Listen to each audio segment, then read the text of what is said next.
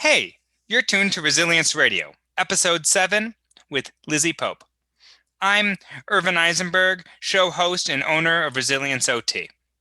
The opinions on this show, as always, are not necessarily shared by me.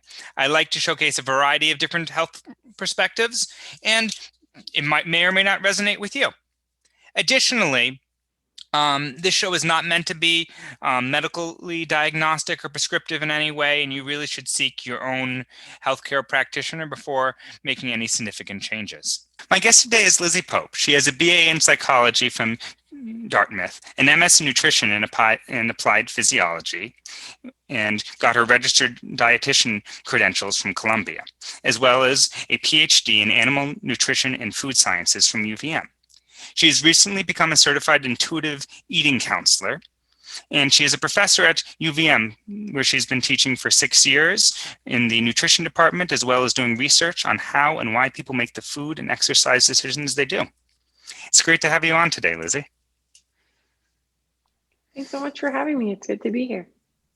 So I was wondering if you could start off introducing yourself a little bit as far as any passions or hobbies you have. Yeah, I'd say my biggest passions and hobbies would be I love to swim. I love to run. With COVID, it's been sad because my swim group has been disbanded because you can't, gather even in the pool. But usually that's a big part of my life. And also running, and then the normal Vermont skiing during the winter. I grew up in Vermont, so it's been, skiing since I was 5. And I also, when I have time, I love to cook. So those are all like I'd say the hobbies that people might assume that I would have as a health and nutrition interested person. But I also love trash TV, looking at TikToks on social media, and, just observing pop culture. So those are also some passions that I have that are maybe less predictable. So you have a PhD in animal nutrition and food sciences. What is that exactly? Yeah, that's a great question. It's mostly that my PhD is in nutrition, but the way that UVM structured the department was that it was an interdisciplinary PhD between the animal science department and the nutrition department, mostly because they didn't have enough students to each have their own PhD. So all of my work was really around nutrition. I know nothing about animal science other than I like dogs, but that was not something I learned in my PhD at all. So it's a deceptive name. And actually now at UVM, they don't even have that PhD anymore. We've reimagined it, and I would get my PhD in something called food systems if I went to UVM at this point in time, which isn't even that far away from when I actually got my PhD. So everything's always changing. It is. When I first read that, I was looking. I misread the punctuation in it, and thought maybe you were an animal nutritionist at one point, as well as human nutritionist. I'm like, well, that's. Yeah, I mean, some people are. That's an actual job, but that's not my job. Yeah, and based on the rest of what I know about the work you do, that seemed like an interesting combination that wasn't the case. So one of your recent things is being an intuitive eating counselor. Can you explain what that is?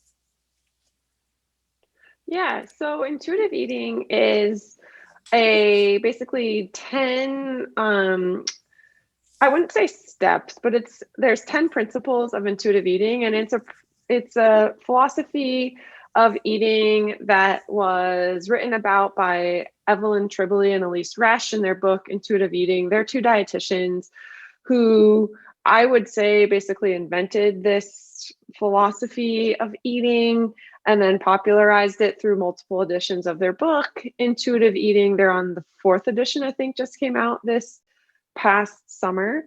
And intuitive eating is basically asking us to get back in touch with our hunger and fullness cues and our bodies. This is really important, it's not the hunger and fullness diet. So it is often co-opted by diet culture and the wellness industry. And if you ever hear intuitive eating talked about in terms of weight loss or achieving your goal weight, that's a co-option of intuitive eating, and it's not what it actually is, because intuitive eating is accepting that we can be healthy at every size and that our bodies are naturally designed to come in different sizes and shapes, and we shouldn't all be expecting to achieve this like societally accepted weight range.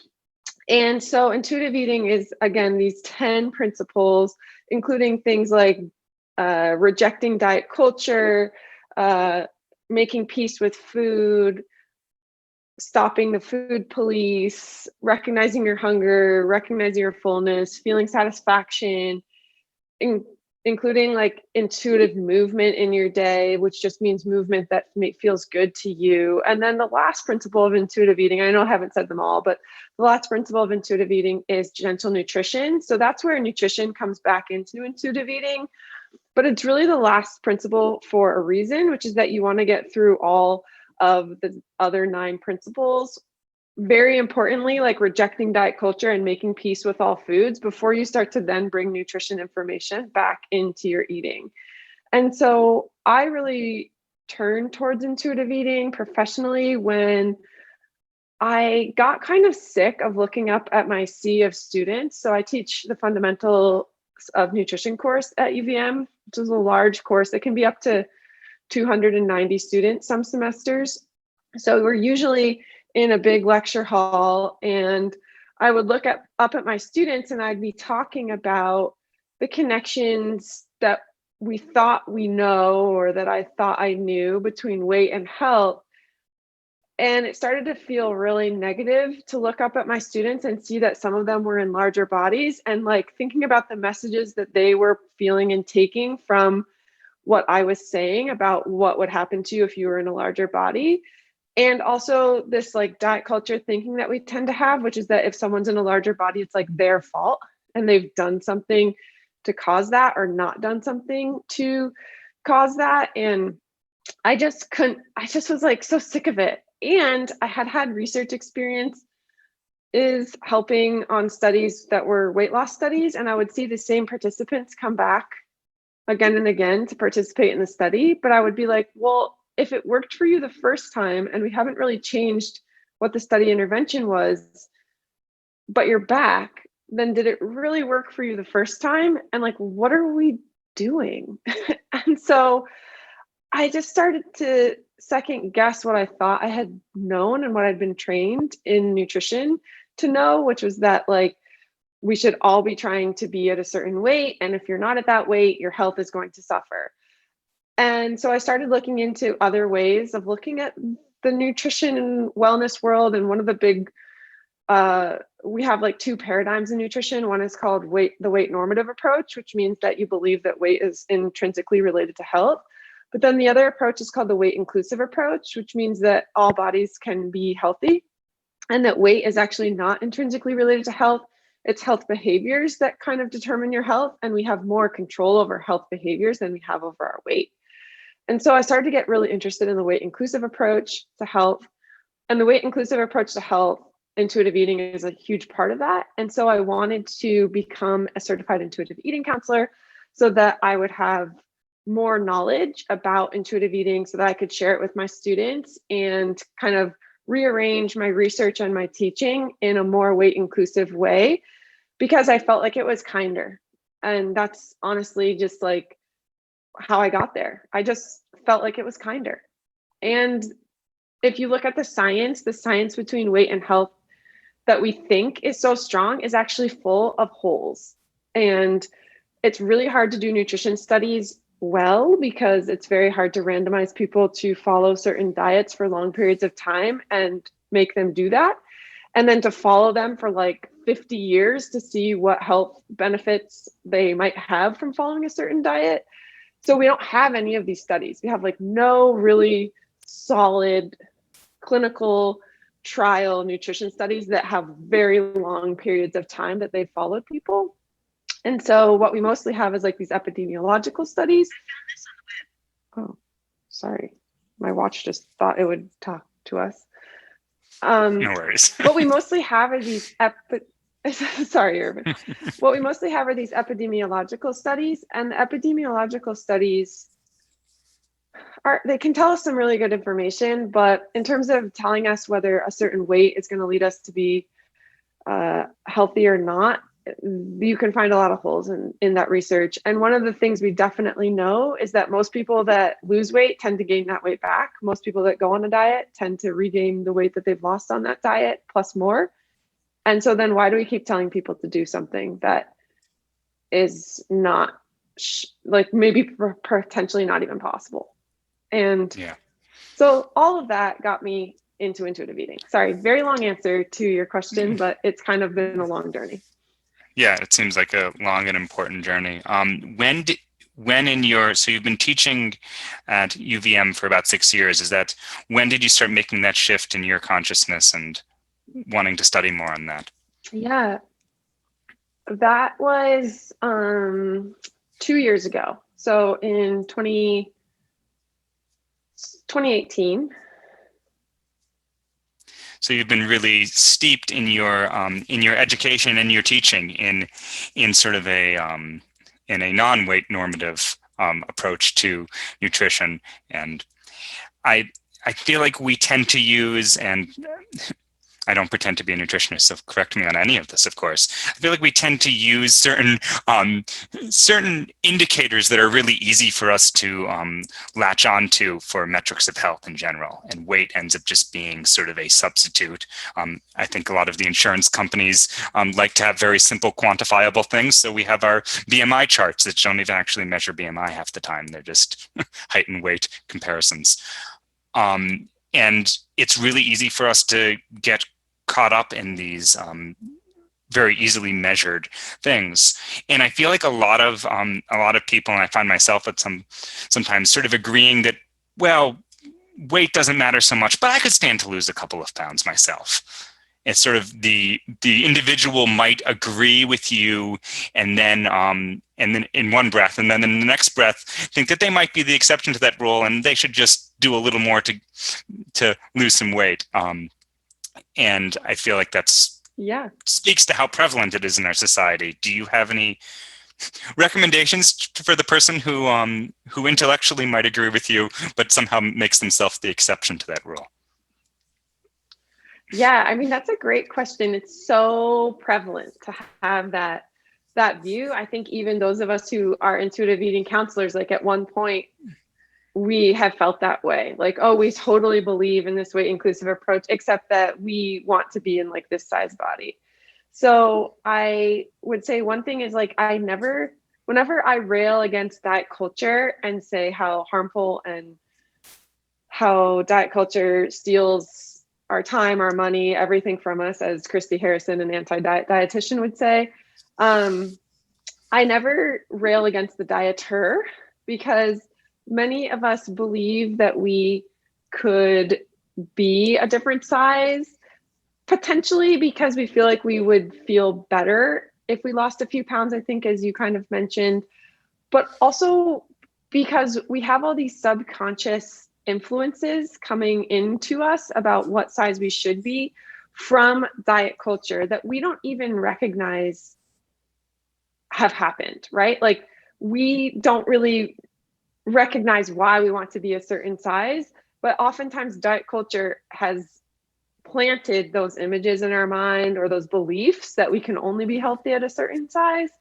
And what I would say to someone who thinks that if they just lost a few pounds, they would feel better is like, well, what health behaviors are you engaging in? And are your health behaviors lined up with doing things like movement, eating, sleeping, taking care of your mental health in a way that you feel good about? Or are you not able to engage in some of these health behaviors that actually probably would make you feel better, regardless of what happens with your weight? Sometimes people come to intuitive eating and they're like, I'm totally into intuitive eating, but can you just tell me that I'll lose weight if I start doing it? Like, I'd really like to start doing it, but can you just tell me that I'll lose weight? Because then I'll be really into it. And that is not a guarantee with intuitive eating. Like, when someone really comes to intuitive eating, you have to accept that you may lose weight. You may stay the same weight, or you may gain weight. And there's no guarantee for where your weight will go if you're eating intuitively.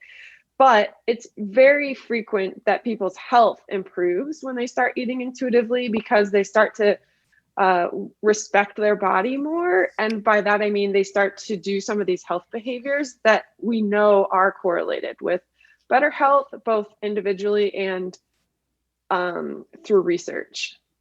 Mhm. So I hope that's answering your question, but I would say that I totally sympathize with that mindset. And it really shows how entrenched diet culture is, even for those of us who would like to reject it.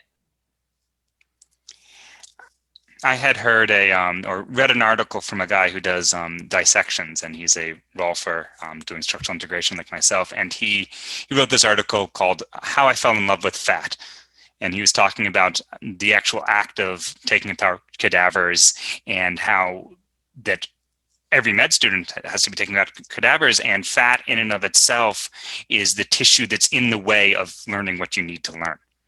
That you have to get that gross adipose tissue out of the way in order to see the tendons and the ligaments and the nerves and the arteries, and that it creates this culture of not appreciating and demonizing fat. And he basically said that, and having done some cadaver labs myself, if you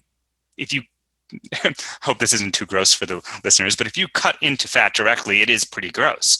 But if you take your scalpel sideways and start to peel the fat away as the sheet and sort of more integrated structure that it is, you start to see this sort of beautiful yellow tunic over the structure that you realize is protecting and insulating and doing all these things. And the stressed out med student who's trying to cram, knowing exactly where all the tendons and ligaments and arteries and bones and everything are, doesn't have the time to appreciate the longitudinal, the lines and the structure and the integrity of the adipose tissue. So they start to demonize it as this thing that gets in the way. And I feel like that extends into the clinician, the doctor being like, well, how could I even work with you? I can't feel your muscle. You should lose some weight before I even do anything. And it's just that some of it, I think, is the diet culture, and some of it is sort of circumstance of the stressful environment and just the way that doctors had to take apart anatomy. I agree. That's such an interesting observation about cadavers, because fat does have very important functions in our body. It's not just sitting there inertly. It's metabolically active for better or worse, and then it's providing insulation and cushioning and all of that good stuff.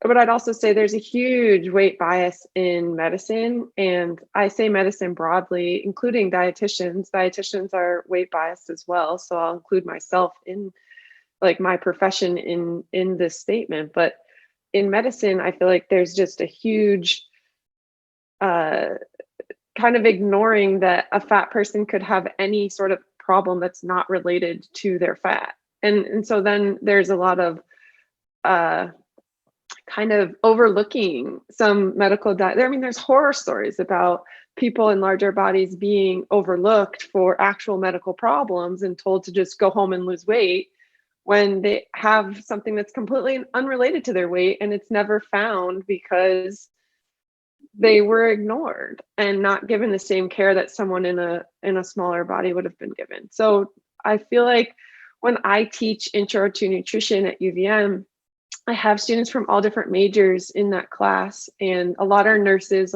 a lot are pre-meds, some dietitians. And I feel like just teaching about weight bias is one of the best things I can do for future medical practitioners, if it just can sit in the back of their mind just even a little bit and make them approach their patients just with a bit more humanity and weight inclusiveness. That could make a big difference in many patients' interactions with the medical system. Do you have any interesting sort of aha moments with any of your students where you feel like they've been able to get what you're talking about in a real way, not just intellectually? Yeah, totally. They write me frequently emails about how it has affected them personally to learn about nutrition and a weight inclusive approach. So a lot of students that sign up for fundamentals of nutrition, they, I think, come in with some trepidation, and it can be different. Some of them are scared about the science involved. Some of them, though, are more scared about that it could trigger them to have an eating disorder or to reignite a relationship with food that had been really negative for them in the past. And so I'd say some of the most gratifying student aha moments are when they write me at the end of the semester and say, not only did this not trigger me, but it was helpful. And now I have a better relationship with food.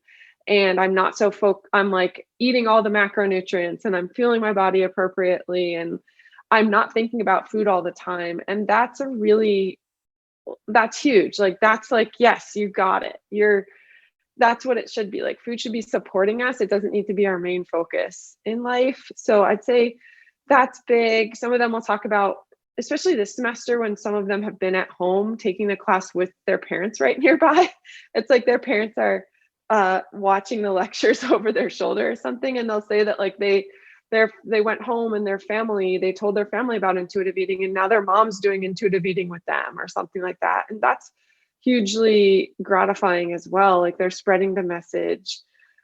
My fundamentals of nutrition class this semester, they had a choice for their final assignment. I called it TikTok for Truthful Nutrition, where they could use the social media platform TikTok. And TikTok is a video platform. So you make short videos using sounds that are often trending. So everyone on TikTok will use a certain sound and there'll be a whole kind of skit that people do to it. And a lot of the students who chose to do that assignment, the assignment was basically represent what you've learned in this class, like your biggest takeaway that you've learned in this class in a TikTok for somebody else. And a lot of them chose to represent intuitive eating or weight inclusivity. And so they would use even trends that are popular on TikTok around nutrition, like what I eat in a day. And so in this what I eat in a day trend, people will show what they eat every day. But a lot of what is shown is like skinny, white, young women eating next to nothing throughout the day. And so my students were countering that by kind of taking over that trend and showing like what an intuitive eater with a positive relationship with food, what would they eat during the day? And then they would have like a take-home message at the end where a bunch of principles of intuitive eating would pop up. And it was so cool to see them kind of using a platform that they use socially, or their generation tends to use quite a bit right now, and kind of making sure to show truthful nutrition and weight inclusive nutrition on that platform. And like all of them chose to do that, even though the assignment was just take what you've learned from this course.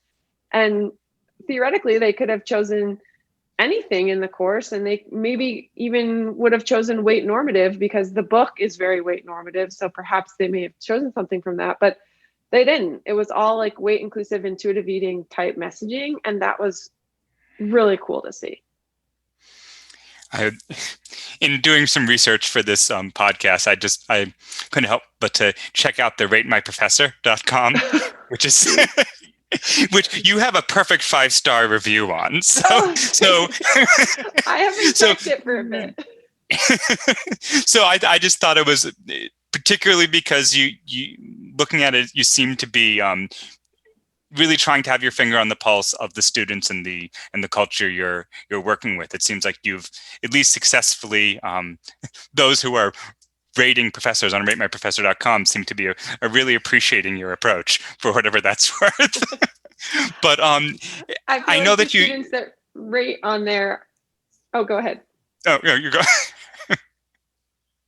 You go ahead. Students that use that are either going to give you great reviews or they're going to give you horrible reviews. They have to be motivated one way or the other. And I guess that you work with human motivation as your main. I know most nutritionists I know tend to focus on the nutrition biochemistry end of things, and we've barely discussed any of that. I'm guessing that speaks to the fact that you're more of a behavioralist. Your background as a psychologist. I guess, well, there's two things I'd like to approach, and in whichever order you think is most appropriate. I feel like we've been demonizing weight normative nutrition without necessarily giving the fundamentals of what sort of intuitive eating is and what healthy relationship with food is. So I was wondering if you could give a few concrete examples or pieces of advice for what what a healthy relationship with food can look like. Yeah, and that's a good yeah, question. And I guess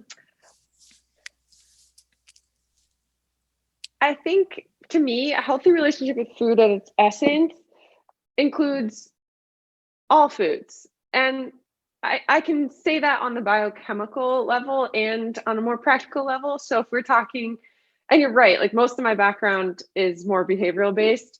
So that's often the frame that I'm looking at. But biochemically, we need all the macronutrients, which are your carbs, your protein, your fat. And then we need our micronutrients, our vitamins and minerals. And we need those in certain proportions to maximize our health. So all of that is very important. So any diet that I see that cuts out an entire class of macronutrients, I'm like, no, that's not going to work for long-term health.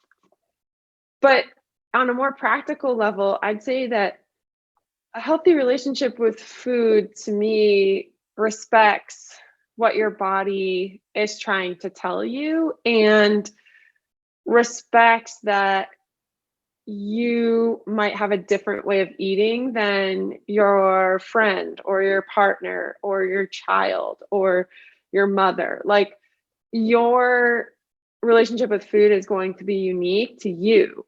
So taking that into account, it would be like eating when you're hungry and eating to where you're comfortably full, but including in your diet all foods that you're interested in.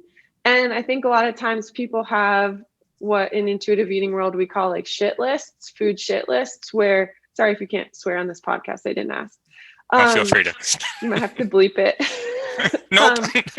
But these are like lists of food that we're just like, no, I don't eat that food. So for a lot of people, it could be like, I don't eat chips, I don't eat brownies, I don't eat ice cream, I don't eat pizza, I don't eat bread, whatever your shit list is.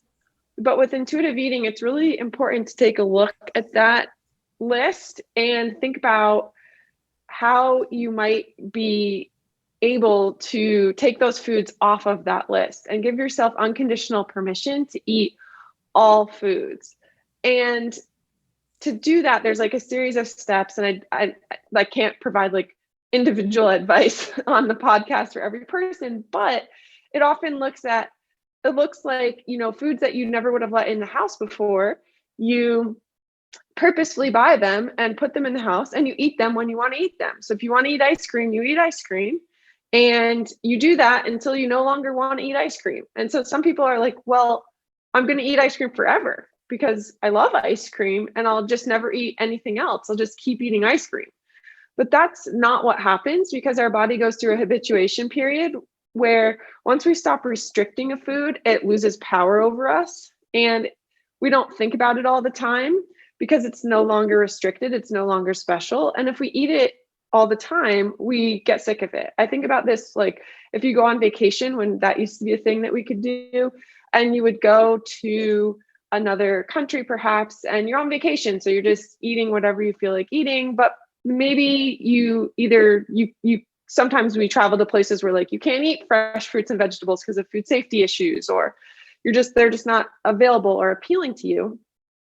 But when you get home from that trip, you're usually like, oh, I can't wait to have a salad. Like, you actually want to eat the fruits, the vegetables, the whole grain food again. And so that's kind of what this period of releasing restriction and going to the place where you might experience habituation would look like, where you allow yourself to eat all foods, and then you reach a point where like this foods you had thought were special just don't hold power over you anymore. And so that's part of building this relationship with food, I would say. So we've got like respecting your hunger and fullness, making place for all foods that you want to be part of your diet, if you have the economic privilege to make that happen, because you have to remember that a lot of people are dealing with food insecurity as well. So you may not have access to all the foods you'd like to eat at that time. And there is some talk about whether intuitive eating can actually work in those situations, which we can talk more about if you'd like. But I'd also say the like third part of having a healthy relationship with food is just And then this is very, I'd say almost the most difficult part is resisting other people's ideas about what you should be eating or society's ideas. So really the rejecting diet culture part and standing strong in the feeling that you're eating in a way that's working for you.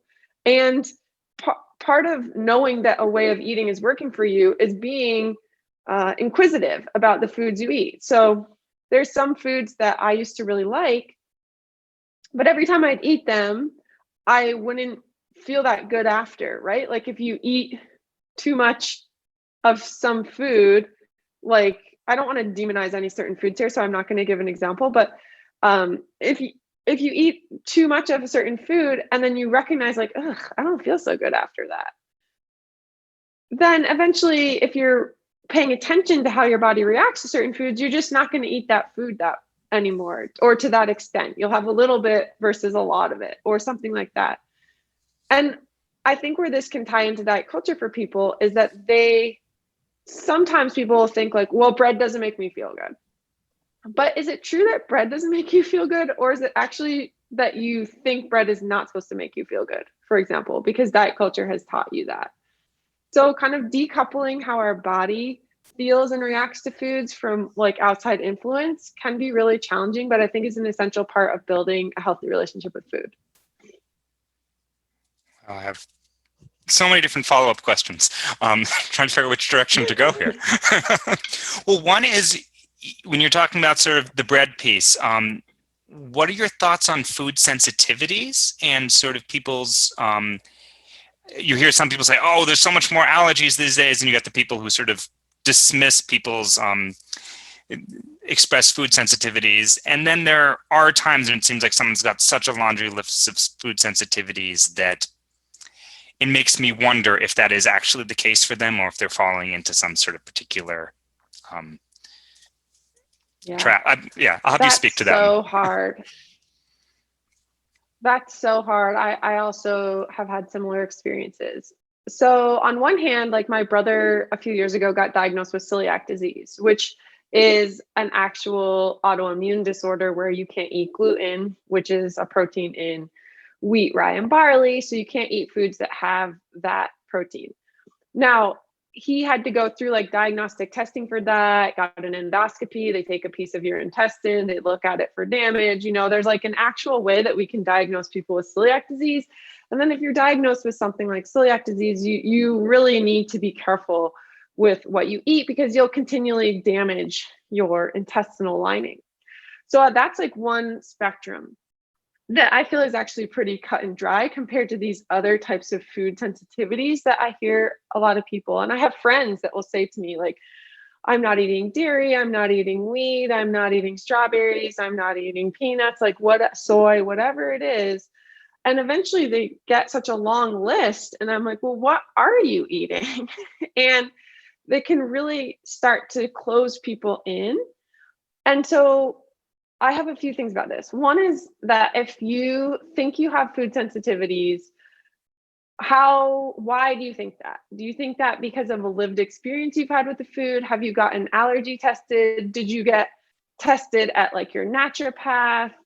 Where did you get this idea? Because the testing we have for food sensitivities is very controversial in many places. And so not to be harsh to naturopaths and other alternative medicine doctors who can provide wonderful care, but oftentimes they do this food sensitivity testing, which doesn't really have a scientific basis, and which then can lead people to being really boxed in to what foods they think they can eat. So I would say be careful about who is diagnosing you with a food sensitivity. And then I would say be careful about if you're using a list of food sensitivities as kind of a cover for restricting your eating. So I definitely know people who have a long list of food sensitivities, and it's almost like a security blanket to allow them to engage in disordered eating without anybody being able to really question that. Because if you say that you're sensitive or you're allergic to this long list of foods, then it's difficult for your friends, family, healthcare practitioners to confront you on a disordered eating relationship if you believe that you truly can't eat these foods and they're not going to make you feel good. If that's your situation, I would really recommend working with a dietitian because there's ways that we can test people for food sensitivities by putting on various elimination diets supervised by a dietitian to help you kind of like figure out what actually may be true and what is not true and is really restricting your eating in a way that's taking over your life. Because if you develop a long enough list of sensitivities, it can really impact your ability to function out in the world and be really negative when you wanted it to be positive for your health, right? I hope that makes sense. And I hope that it doesn't upset a lot of practitioners that might use these food sensitivity tests, but they're just not that accurate. And it seems like you're saying you're not dismissing it entirely out of hand. You're saying to sort of take a closer look at it with a trained professional. Yeah, and as to what's specific to that person. Yeah, and recognizing the power that our brain has, like the power that our brain has on the gut-brain access and connection is powerful. So if you believe that something is going to upset your stomach or not make you feel good, it is very possible that you will cause that reaction to happen. Like that's happened to me for a period of time a few years ago when I thought that maybe I had celiac disease too, because if you have a sibling that has it, then you're more likely to have it. So I was like, well, I think that gluten is upsetting my stomach. I'd been to a naturopath. They had said like, oh yeah, it's upsetting your stomach.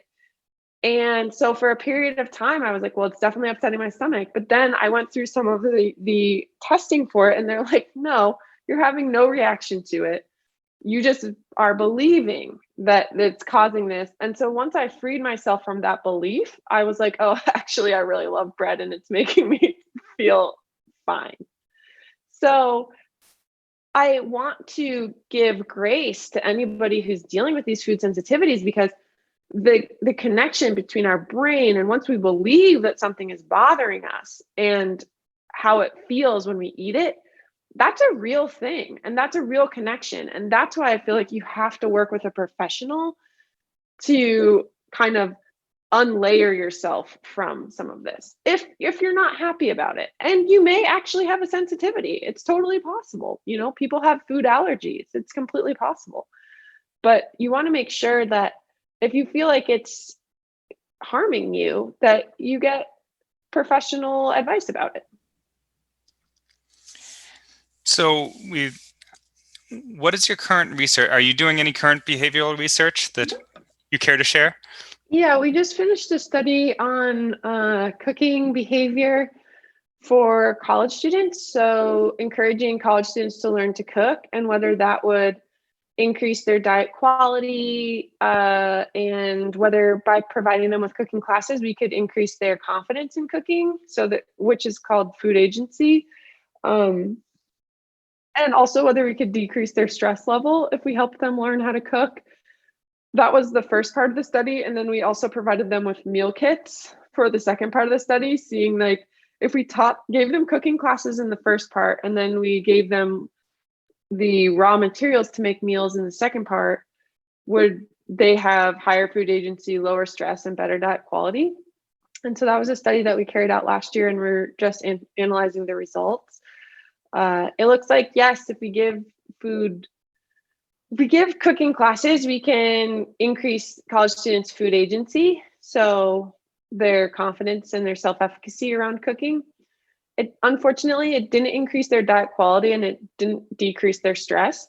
But it was a small sample and it was a really interesting project. And just like so much science, like there's a million questions that it generated and, not that many that it answered, but a million that it generated. So we're in process, but I think I really like doing research around cooking behavior because it's such an essential skill, I think, for life. And there's a lot of questions about like, how do we learn to cook? What keeps us from cooking? How can we encourage people to cook that are behaviorally based, and so fascinating to me. So that leads me to a couple other questions that I've been thinking about. So, and these may relate to each other. You were talking a little bit about sort of economic class and whether or not intuitive eating is something that is appropriate or accessible to them, to people of lower economic class. And I was thinking about sort of the space to be able to actually notice and the stress-related nature of food insecurities. But I was also thinking about sort of closed-mindedness, lack of exposure to different foods. That if you eat only what you're comfortable with, but you've only been exposed to poor quality school cafeteria food and McDonald's, and the idea of a piece of broccoli sort of frightens you and looks disgusting to you, what then? Yeah. Okay, so those are a series of interrelated questions. So feel free to tackle that however you're. Well, in terms of intuitive eating being appropriate for food insecurity, there is debate about this. And I think the last perspective I heard that I thought was valid was from Evelyn, one of the inventors of intuitive eating, and then another dietitian who's very active in the work, Christy Harrison. And they were talking about like you can do intuitive eating if you're food insecure, but your choice set of like what is available for you at a certain time is going to be whatever it is. You may have less control over all the foods being part of your choice set, and you have to intuitively eat the choice set that you do have. And so it kind of restricts your choice set a little bit in terms of the foods you can choose from. And then also your timing may be different. So you may not be able to honor your hunger and fullness cues in the same way that someone who's not food insecure would be able to, because if you don't know, if you have food, if you're food insecure and you have availability to food at this moment, but you don't know if you'll have it availability in the next moment, you may have to eat past your point of fullness at this moment so that you can, make it through the time when you don't know when your next food is coming from. But it doesn't preclude you from still recognizing your hunger and fullness cues and being kind to yourself when you say like, I've got to eat a little bit more now because I don't know where my next food will be. So I think people are still thinking about intuitive eating in terms of food insecurity. It's a kind of an open place for thought and action. This question about how we might entice people who have only had access to certain kinds of food to try fruits, vegetables, whole grains, like expand their diet, I guess. I think that's a really great one. And it just reminds me of these shows on TV or some of the work that I've done with kids where like you give them a local vegetable and it's transformative.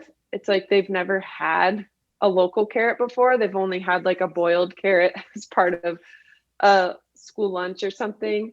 And I mean, so many school lunches now are way better than they've ever been. So there's a lot of people working in that space that are transforming that space, which is awesome. And I think we need more funding for that. And that's one of the real detriments of the COVID-19 pandemic has been its impact on providing school food for kids that need it.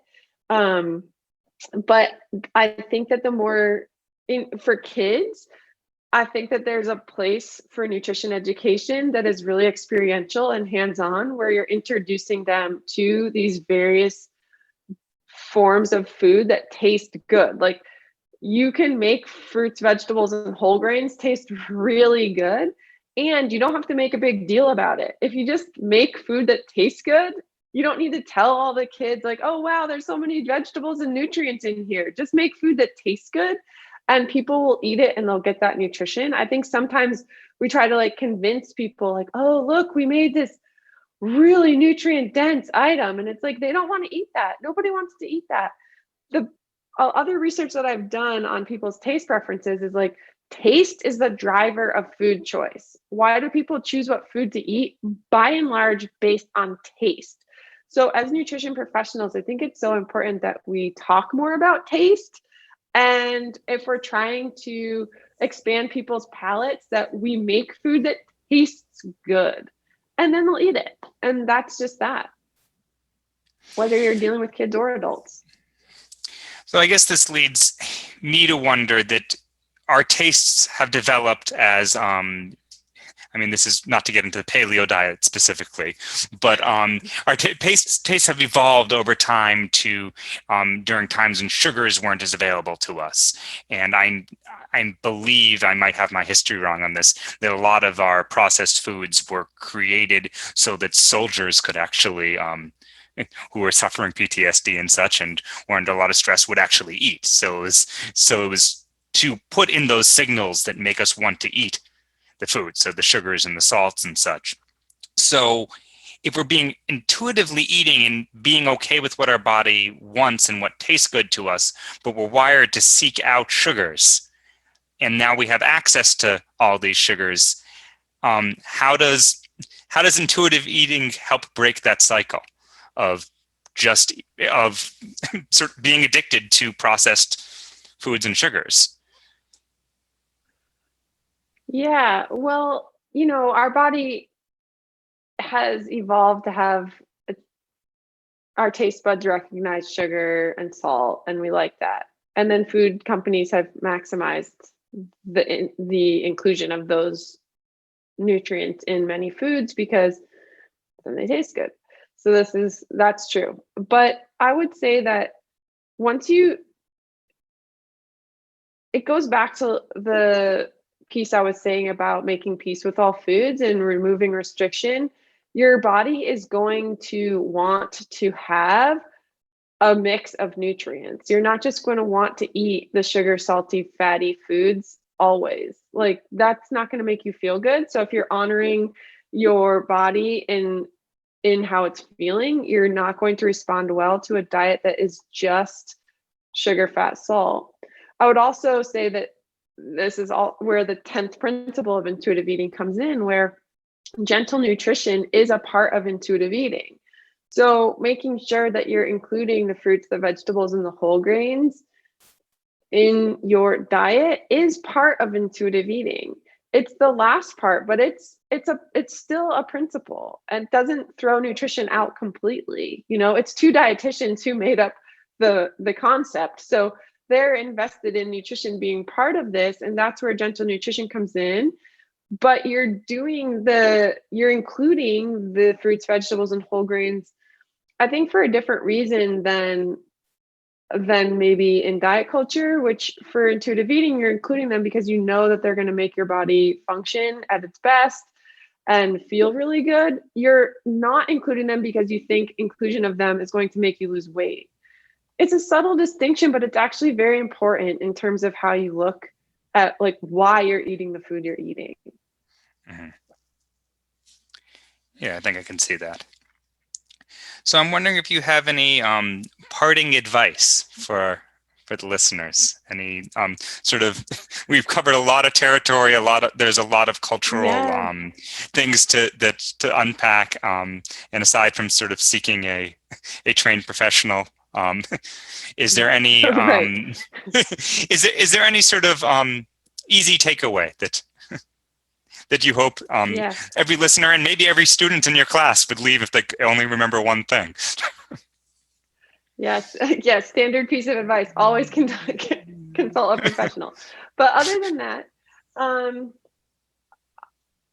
I think my best piece of advice would be, it's hard to boil it down into one thing, but it would be that food doesn't have to be, food is our friend, it's not our nemesis. So I'm just going to keep saying, like, any way that we can make peace with food in our lives is going to make our whole life better. It just is going to make our whole life better. So I say that to my students. I think that's the message I left them with at our last class, was like, if this class has helped you develop a healthy relationship with food, that's the take home. But if I'm going to frame it for advice for somebody, it would be to, give yourself,